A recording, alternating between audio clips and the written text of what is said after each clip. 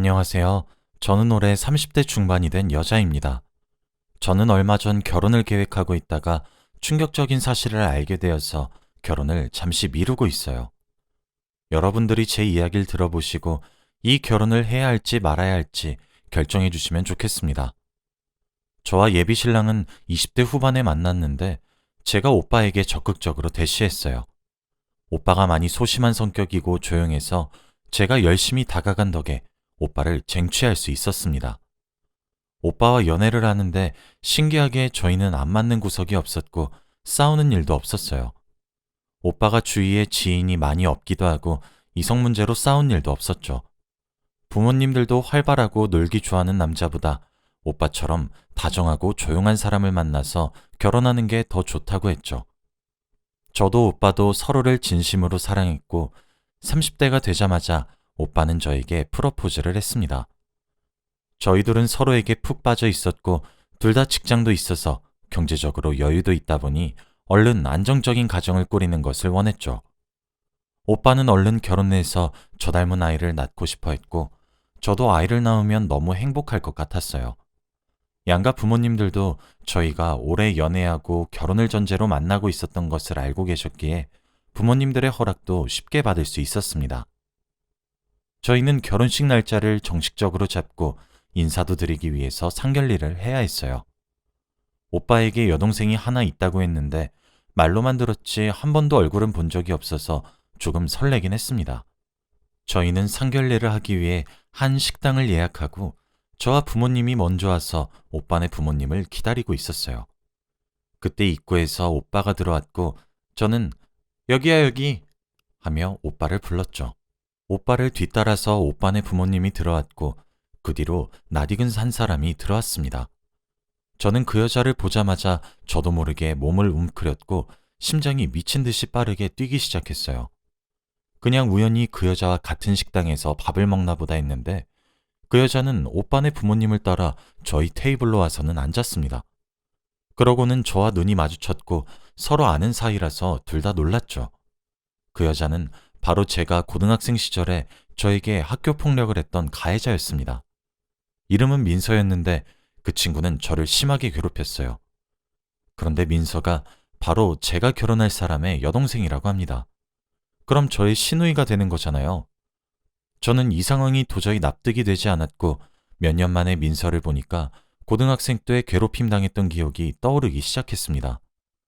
저를 이유 없이 때리는 건 물론이었고 숙제는 전부 다 저에게 시키는 것으로 모자라 물건을 훔치는 일도 자주 있었어요. 그리고 제가 제일 싫어하는 별명인 돼지를 매일같이 부르면서 저를 놀렸죠. 제가 학창시절에 지금보다 많이 뚱뚱했었는데 걔네들 때문에 스트레스를 너무 많이 받아서 제가 먹는 걸로 스트레스를 풀었습니다. 이거 말고도 더 심하게 학교 폭력을 당했는데 주위 반 친구들도 너무 심하니까 저보고 대신 신고해줄까? 라고 할 수준이었어요. 저는 이 사실을 부모님에게도 말씀드리면 일이 너무 커져 민서가 보복을 할까봐 그게 두려워서 말을 하지 못했는데 어느 날 저희 부모님은 제가 스트레스 때문에 머리카락도 빠지고 몸에 상처가 많이 늘어난 것을 보고는 저에게 다가와서 혹시 학교에서 무슨 일 있니? 라고 물어보시더라고요.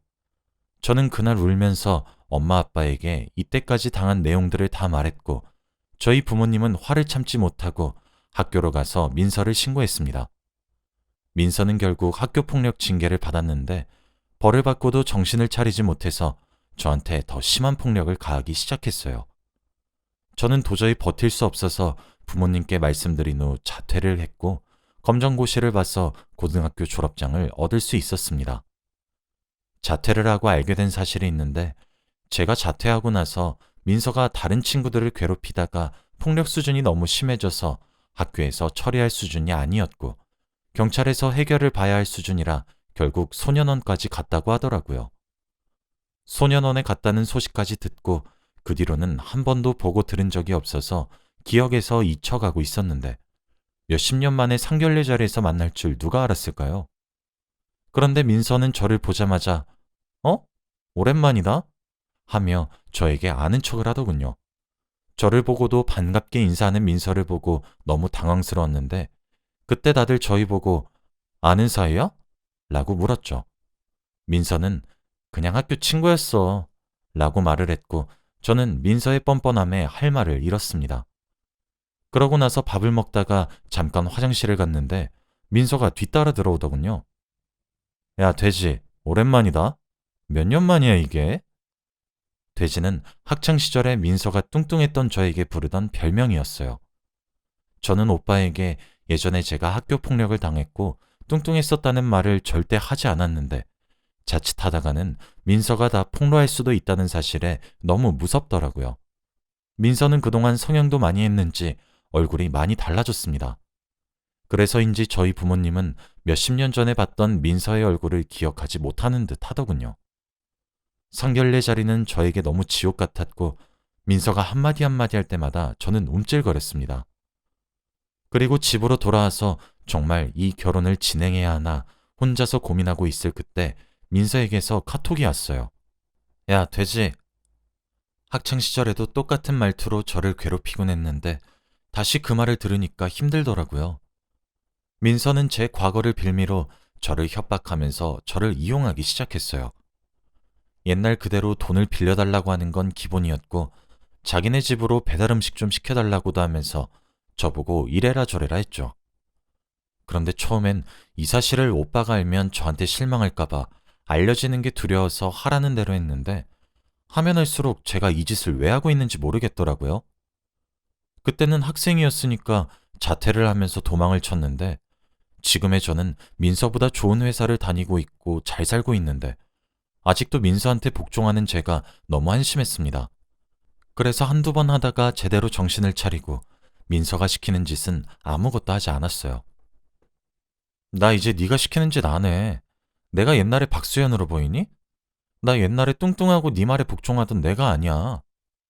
어쭈, 돼지 많이 컸다? 옛날엔 나한테 말도 못 걸었는데. 참, 나랑 말 섞는 것으로도 고마워야지. 그게 무슨 말버릇이니? 네 과거가 까발려지는 게 부끄럽지 않나 봐? 응, 세상에 남자는 많은데 왜? 다른 남자 만나면 되지.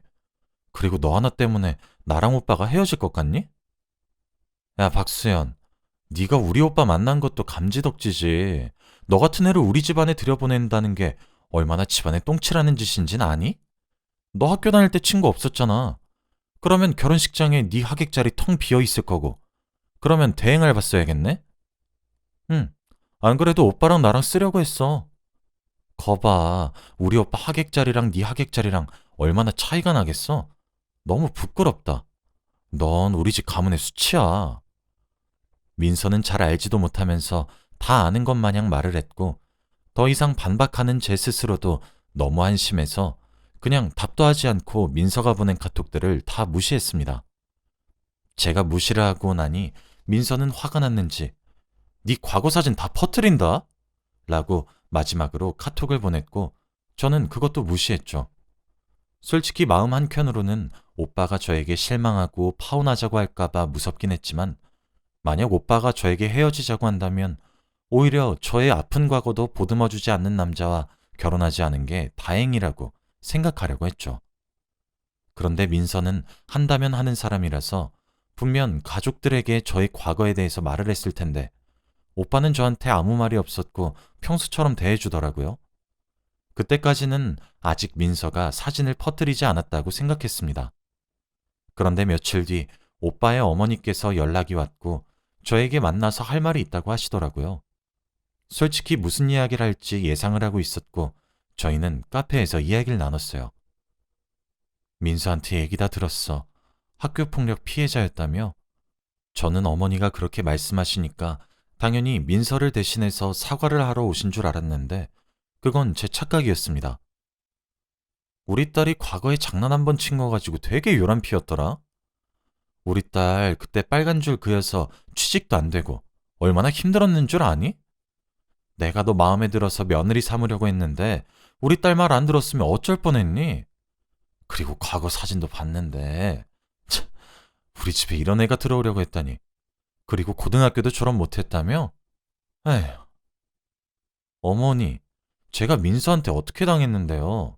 매일같이 때리고 시키고 솔직히 그때 민서 때문에 죽고 싶다는 생각한 적 한두 번이 아니에요.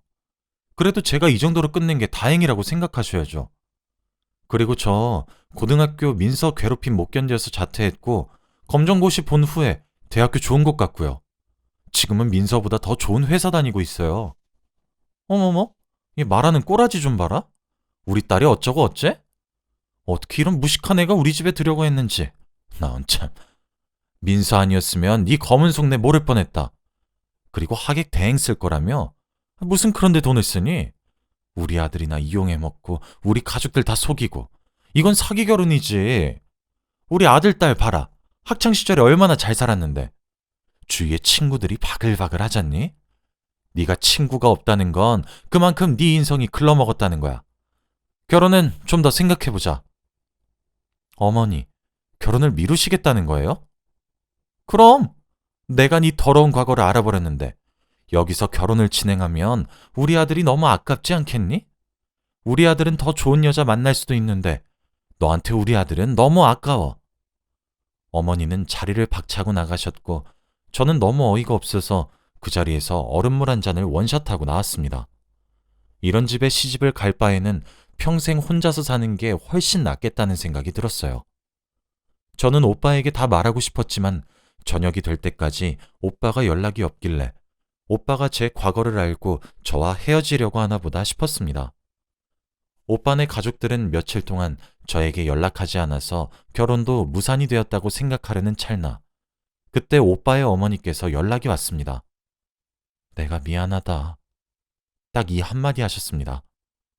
내가 아무것도 모르고 너한테 막말을 했구나 며느라. 지금 우리 민서는 오빠한테 미안하다고 사과하고 있고 나도 너한테 막말한 거 사과하려고 한다. 내가 우리 아들에 대해서 너무 무관심했어. 잘 알지도 못하고 심한 말을 해버렸네. 처음에는 결혼을 생각해보자고 했던 어머니가 갑자기 왜 저를 며느리라고 칭하시면서 사과를 하나 싶었는데 잘 알지도 못하고 라는 문장을 듣고 오빠가 자기 가족들에게 모든 사실을 다 말한 것을 눈치챘습니다. 사실 하객대행도 오빠가 하자고 한 거예요. 오빠는 부모님 모르게 혼자 가지고 있던 상처가 있었습니다. 소심한 성격의 오빠는 학창시절에 친구를 사귀지 못했고 대학교를 가서도 회사에 가서도 소심한 성격 탓에 사람을 멀리하는 경향이 있었어요. 그리고 잘 적응도 못하고 말이 없다 보니 사람들이 은근히 오빠를 따돌렸기에 오빠는 지인이 많이 없었습니다. 그래서 하객대행은 제 하객자리가 아니라 오빠 하객자리에 하려고 했던 거였죠. 저는 고등학교 친구만 없었지 대학교 지인들과 직장 지인들이 많았는데 오빠는 그렇지 않으니까 하객대행을 쓰겠다고 한 건데 오빠네 가족들은 아무것도 모르고 학창시절에 저만 판단하고 제가 하객대행을 쓸 것이라고 단정지었습니다. 오빠가 나중에 말해줬는데 어머니가 저와 카페에서 이야기를 하고 화가 잔뜩 난 채로 집으로 돌아와서 오빠에게 결혼하지 말라고 했대요. 오빠는 갑작스럽게 무슨 소리냐고 물었고 모든 내용을 다 말하니까 오빠는 화를 참지 못하고 왜 알지도 못하면서 그런 말을 해요? 라고 했답니다. 오빤 성격이 워낙 소심하고 조용해서 한 번도 화내는 걸 본 적이 없는데 그렇게 큰 소리 친 건 처음이었다고 하더군요. 그래서 어머니와 민서한테 자신이 왕따를 당하고 있다는 사실을 말했고 그때 어머니는 뒷목을 잡고 주저앉아 버렸대요. 민서는 제가 뚱뚱했던 사진을 보여주면서 이래도 얘랑 결혼하고 싶어? 라고 물었고 오빠는 오히려 학교 폭력을 했던 민서에게 화를 불같이 내면서 당장 저한테 사과하라고 했다더군요. 그런데 민서는 끝까지 고집을 피우면서 내가 그런 돼지한테 왜 사과해? 난 잘못한 거 없고 그때 징계 받았으면 됐지. 라고 했다고 합니다. 저는 원래 민서가 그런 성격이니까 그런가 보다 했는데 오히려 화는 오빠가 더 냈어요. 오빠는 민서가 어렵게 들어간 회사 커뮤니티에 글을 썼는데 민서가 과거에 비행을 저질러서 소년원에 갔다는 사실과 지금도 정신 못 차리고 피해자한테 이런 짓을 하고 있다고 아주 자세하게 글을 썼고 글 마지막에 새언니에게 제대로 된 사과를 한다면 이 글을 삭제하겠습니다. 라고 작성했습니다. 민서가 다니는 회사가 큰 회사는 아니었지만 그래도 민서는 과거 저지른 일 때문에 어렵게 들어간 회사라서 잘리면 안 됐죠. 글을 쓴 날 저녁에 저희 집으로 찾아와서 무릎을 꿇고 사과했습니다. 내가 죽을 죄를 지었어. 용서해줘. 앞으로 다신 안 그럴게. 라고 하더라고요. 민서는 그 말을 하면서 눈물을 뚝뚝 흘렸고 진심인지 아닌지 모르겠지만 그래도 저는 사과를 받아주기로 했습니다. 오빠에게 사과를 받았다고 말하고 글을 삭제하라고 했어요. 오빠는 저에게 왜 자기 동생한테 폭력당한 사실을 말하지 않았고 자기 가족들이 괴롭히는데 반박하지 않았냐고 화를 내더군요. 솔직히 저도 화가 나고 억울했지만 제가 말한다고 해서 달라지는 건 하나도 없다는 것을 제가 제일 잘 알았기에 조용히 있었던 겁니다. 학창시절에 폭력을 당했던 저는 이런 상황을 누구보다 잘 알았거든요.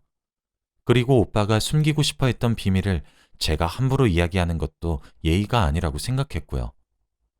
오빠는 제 이야기를 듣고는 저를 안아주면서 내가 미안해. 내가 다 잘못했어. 라고 하며 진심으로 사과를 했고 행복하게 해주겠다면서 결혼을 다시 추진해보자고 했습니다. 솔직히 결혼 전부터 이런 어색한 사이가 된 집안과 다시 잘 지낼 수 있을까요? 민서와 어머니가 저한테 했던 말들이 아직까지 가슴에 박혀 있어서 가끔씩 떠오르곤 하는데 민서와 어머니를 계속 보면 상처가 더 깊어질 것 같습니다.